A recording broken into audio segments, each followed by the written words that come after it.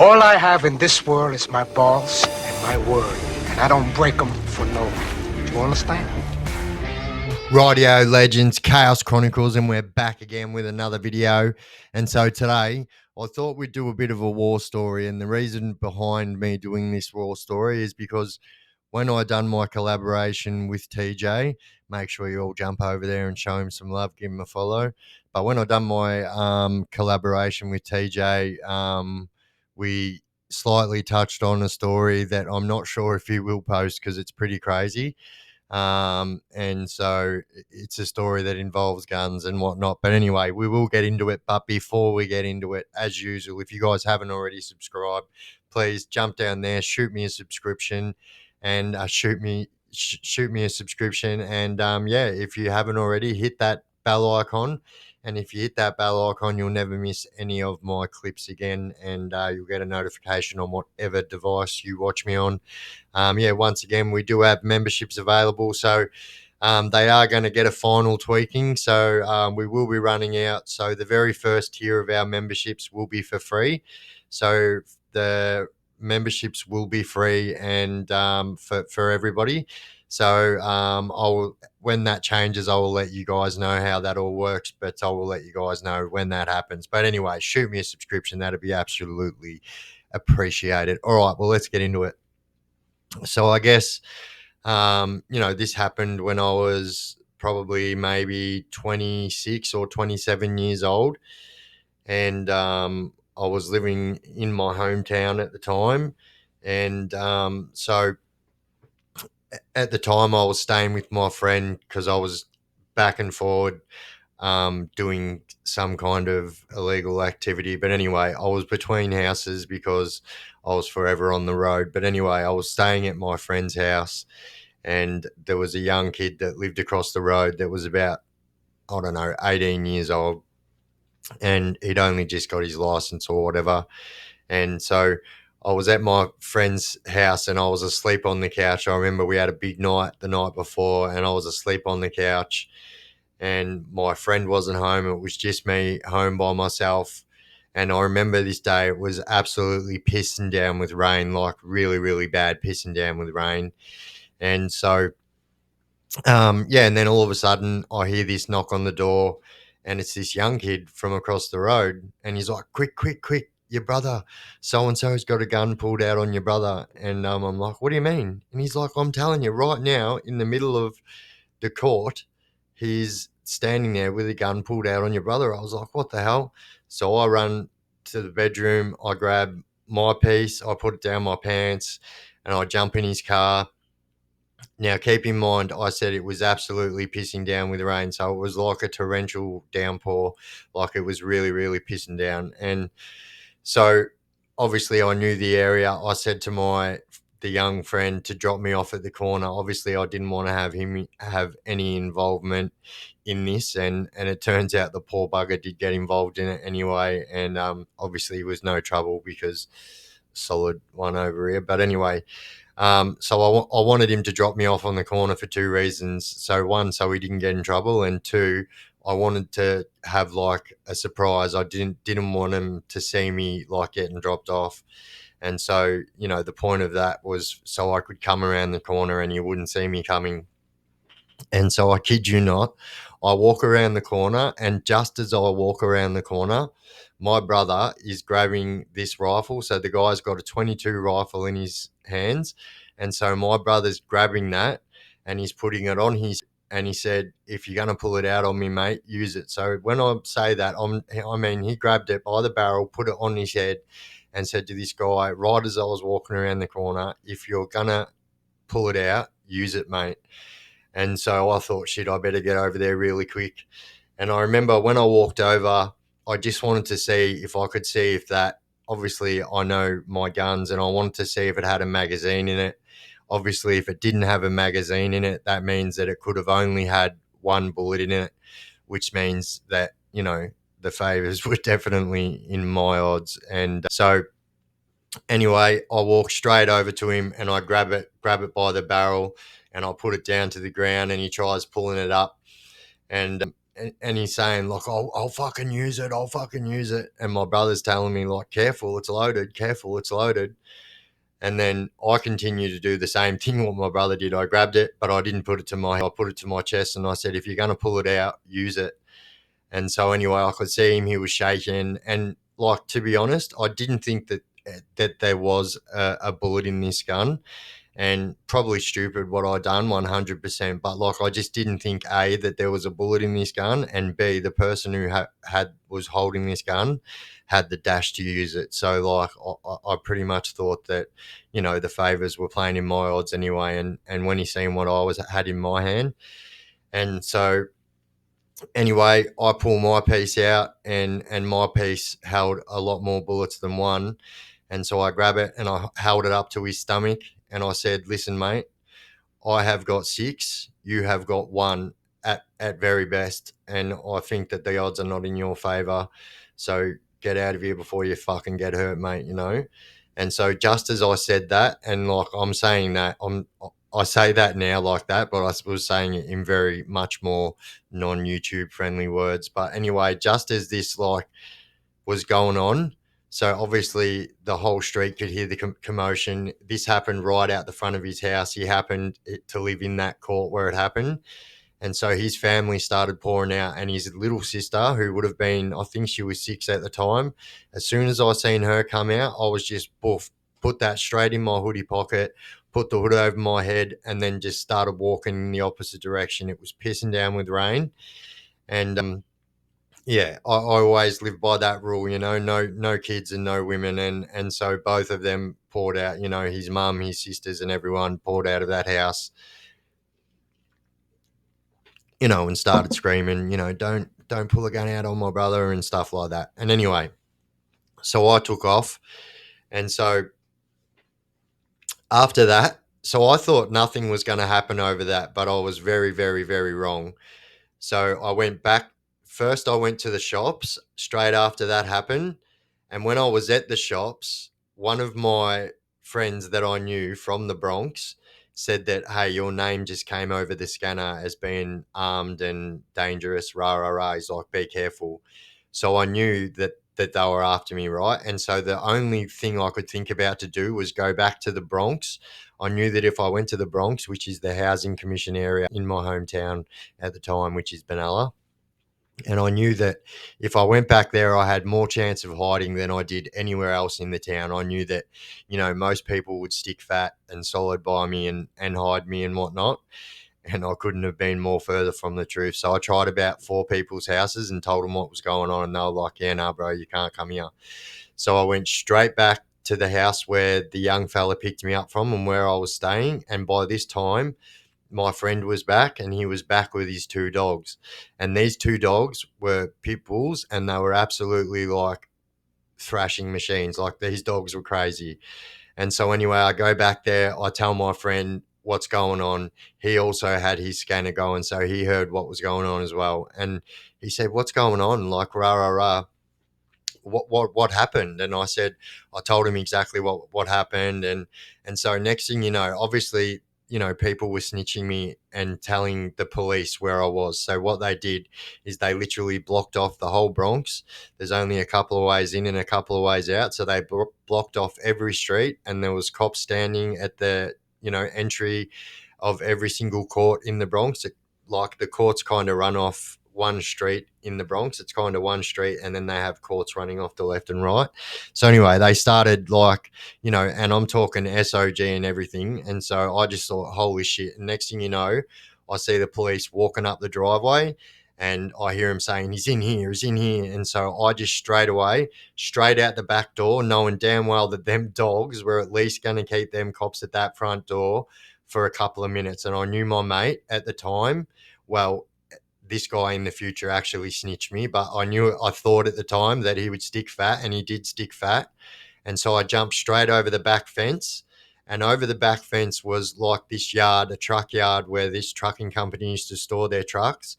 And I jumped in straight under one of the semi-trailers, and I wrapped myself around the axle, and I'm sitting on top of this axle, and I can literally, like, it took about 2 or 3 minutes, like I thought the dogs would keep them at bay for that long.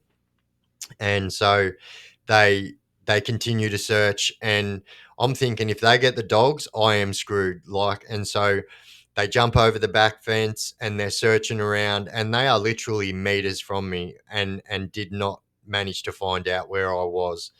And so I actually got away with this, and so that made me on the run. And so they were after me, and I was wanted for use, carry of a firearm, use of a firearm in a public place. These people that the guy that I pulled the gun out on. So what actually happened was bonkers. So they said that I let a shot off, and I didn't let a shot off, and so that brought on the more serious charges, which made me pretty wanted. I was on Crime Stoppers and everything, and so anyway, fast forward, I think it's 9 months I was on the run for, and I got picked up on my big one, what I done 9 years for. And so anyway, when I get picked up and I get to MRC, I have a sit down with my lawyers for the first time, right? And this part is going to blow your mind. And so when I sit down, she's like, "Oh, we just got these new charges that came through today." And of course, me, I'm like, nah, can't be. Like, I haven't done anything wrong. I wouldn't do that. I haven't done any other crimes. I've been pretty honest with you. And she said, "Do you know this name?" And she said the name of this person, which was a girl's name. And I was like, "No, I don't. Why? Why is that?" And she said, "Well, you're actually charged with pulling a gun out on this person." And I was like, "No, this is 100% not true. I've said it in many videos before, and I'll say it in many in the future. I will never, ever, ever do crime around women and children. And when women and children are involved, it's Bali. I'm out of there. And so anyway, she said the worst thing about it is that girl is a 6-year-old girl. And I'm like, what the fuck? What do you mean that?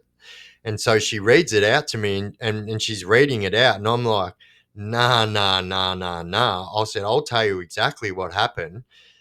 And so what they actually done is, so that guy was the older brother, and he had like about 5 younger sisters. Now 2 of them were in their 20s, and the other 3 were like under 18.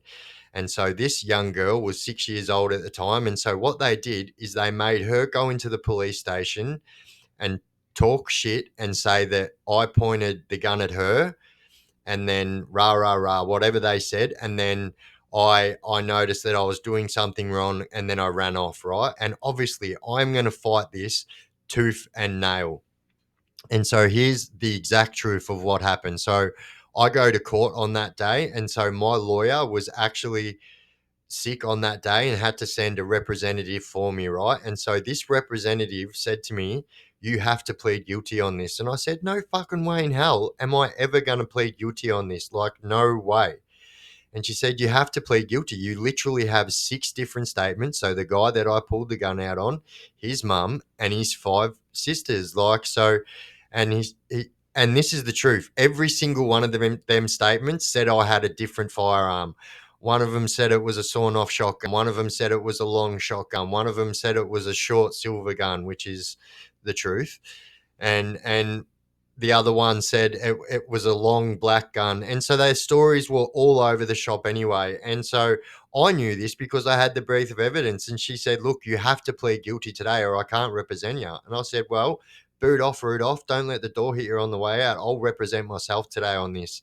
And I'm thinking like, holy shit. And so I've had to go back after this meeting with my lawyer and tell all the boys in prison that I've got a charge of pulling out a firearm on a 6-year-old child. Now, you can imagine the position this puts someone in. Now, lucky I had a reputation and people knew that I wouldn't fucking do this. You know what I mean? But generally, if that was anyone else, you would definitely get stamped in the middle of the yard for those charges 100%. But I told everyone and showed everyone, like, look, check out the brief. You can see everyone's statement is all wrong. I was honest from the start. I could have kept it from everyone, but I was just, it probably was going to be in the news, and I always was honest. And so I just told all the boys and told them the exact what happened. I pulled a gun out on this dude who had a gun pulled out on my brother. I pulled one out on him. His little sister ran out. But the craziest bit happened is what I'm going to tell you next. So I go into court. I'm representing myself. Now, this little girl, she can't be in the same courtroom as me at this time. This is 2 years after, so she's 8 years old at this time, right? So she's on the tally doing court via tally link, right? Now, obviously, they asked me to give evidence. I'm always, no one of them people that don't give evidence. That's what your lawyer's for, rah rah rah. And so I'd already told my lawyers what had happened. I said that to the judge. I've told you guys through my lawyer what had happened. And so, anyway, the story was that like this little girl was going to come in and like just put my story to shame and just make me look like a fool. But like what actually happened will blow your mind. So, this little girl, bang, she comes up on the screen.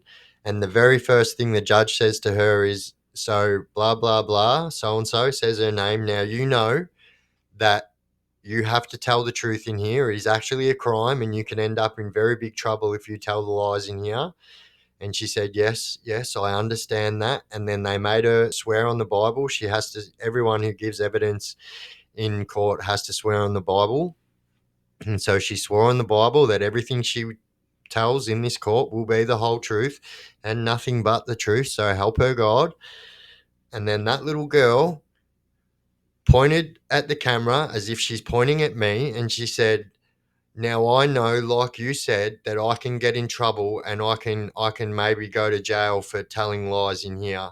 And I don't want to get in trouble and I don't want to go to jail. And she said, but that man did not point a gun at me. And I was just like, Nelly brought tears to my eyes. And I was like, my God, I can't believe this is happening. And the judge was like, excuse me? And she's like, yes, yes, sir. That man did not point a gun at me. He did point a gun at my brother. But as soon as I walked outside, that man ran away. And I was just like, whoa, I can't believe this is happening right now. And she continued. She went on and said more. She said, now my mum and my older brothers and sisters told me to lie. So that man ends up in jail. And she said, I don't want that man to end up in jail because he didn't point a gun at me. And it literally, it's nearly bringing me to tears, like talking about it now. Like I just couldn't believe that happened. Like I've got hard luck tattooed across my knuckles. Generally in my life, if it wasn't for bad luck, I wouldn't have any fucking luck at all. And the chances of this happening on that day, like my lawyer left me that day in the lurch. Like even though she was just a ringing lawyer, it wasn't my normal lawyer. But like my lawyer was like, you aren't going to win this. Like you are going to get found guilty of this and you're going to do a lot of time over this. And I could not believe it. And so I actually still got found guilty of it. I got found guilty of possession of firearm and rah, rah, rah. And so because, they didn't know where the firearm was and whatnot, it made my charges worse. But the end story was that my charges were I got charged for pulling out a gun on a person that was my own age and not a young child. And so I still got charged with, possess, use, carry of a firearm, use of a firearm in a public place. I couldn't prove that I didn't let a shot off, even though I'm telling you right now, I did not let a shot off that day. But anyway, but that is just a crazy, crazy, crazy story. And I thought that I needed to tell you guys that story in full detail. And, that is a story that has potential for me getting in trouble in prison. Usually people with those charges are 100% getting stamped, getting shank sandwich, getting everything. They're just charges that will not be tolerated. They're charges that I will not tolerate. So, me expecting people to tolerate me being charged with this stuff and expecting people to believe me. And the outcome was obviously in my favor. But like, what about that? That little girl actually stood up. And so, as you'll find out in TJ's video, so her whole family actually disowned her over this. And she actually had to move in with friends and everything. So, like, they literally fully disowned her because she went against her family's back and told the truth. And, bloody hell, like, bless that little girl, like, got me out of that. Would have got me probably close to a 10-year sentence for that. and I didn't obviously get that long, but obviously I got more time added to my sentence for that. I was already going to prison for 9 years. And so that sentence ran concurrent. Concurrent means so you get a sentence, but it just is added to that sentence that you're already doing, but you don't have to do any more time. It's called being ran concurrent. Well, there you go. My crazy story of my one of my crazy war stories where I was probably silly by putting that gun on my head and telling him, it's a silly move, mate. I've got more than you, and rah rah rah. But how it all ended up in the end. When the lawyer sat down and told me in that interview room that I was charged with pulling a gun out on a 6-year-old child, like I was just like, I cannot believe this is happening. I'm like, I hope you believe me. And she's like, I do believe you. She's like, but I'm telling you, it doesn't look good for you. She said, but it is in your favor that every single one of them statements say that you were holding a different gun. So that played in my part as well. But end story is I still went down for it. You know what I mean?